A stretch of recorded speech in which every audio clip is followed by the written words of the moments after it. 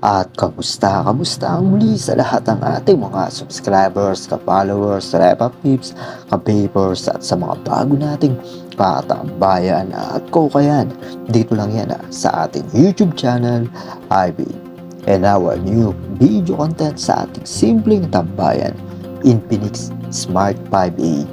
Paid charging, not charging, almost 24/7 ang naka-charge pero hindi pa rin napupu-charge. Ano yung mga ganitong klase ng problema ng mga Android phone o kaya ng Infinix Smart 5A? Kahit papaliwanag ko na lang sa inyo rito. At syempre, paano yung plakadong pagbaklas, disassembly at pag-troubleshoot ng problema ng paid charging o kaya yung hindi talaga napupuli charge yung inyong Android phone. Kaya simple at basic lang yan. Plakado dapat support, subscribe, like, and share, and popping our notification bell para updated kayo sa mga video tutorial natin dito sa ating YouTube channel, Vape.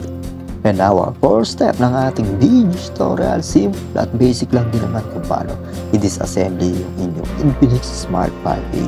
First, kailangan 100% check before disassembly. Mula sa video tutorial natin, how to disassemble, kailangan nyo i-check din yung mabuti kung ano ba first na kailangan nyo tanggalin o kaya baklasin. Like nung SIM card tray, kailangan nyo tanggalin muna bago nyo baklas yung back cover. At hindi na kayo gagamit ng heat gun o kaya hair blower para i-baklasin o kaya i-remove yung back cover ng Infinix Smart 5. Kailangan na ng metal spider dyan o kaya kung meron kayong mas maganda pa sa gamit yung metal spider para i-remove ninyo o kaya mabaklas ninyo yung back cover ng Infinix Smart 5A. And second step ng ating video tutorial, no need nyo baklasin lahat ng screw. Kailangan lang nyo i-remove dito yung screw at yung plastic cover mula dun sa tinatawag natin second PCB board or second board or kaya yung charging board ng inyong Infinix Smart 5A. Ito lang yung easy at madaling baklasin light ng Infinix Smart 5A. Yan lang, napakadali lang siyang baklasin at disassembly.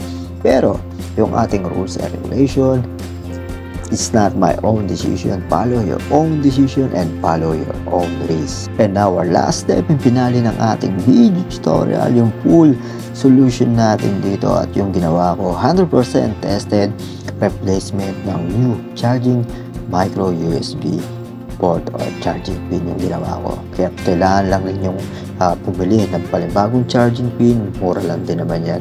Then, i-replace na po ninyo. Palitan na lang ninyo. Huwag na ninyo i-repair dahil same pa rin magiging problema. Ganito din yung ginawa ko rito sa Infinix Smart 5A. Sinubukan i-repair yung charging pin niya kahit na medyo okay pa pero same pa rin yung problema yan. Nandun pa rin. At sa lahat ng mga subscribers natin, syempre sa mga recaps natin, katambayan natin, don't forget na comment or kaya mag-suggest sa ating video tutorial. And don't skip the ads at maraming salamat sa inyong lahat.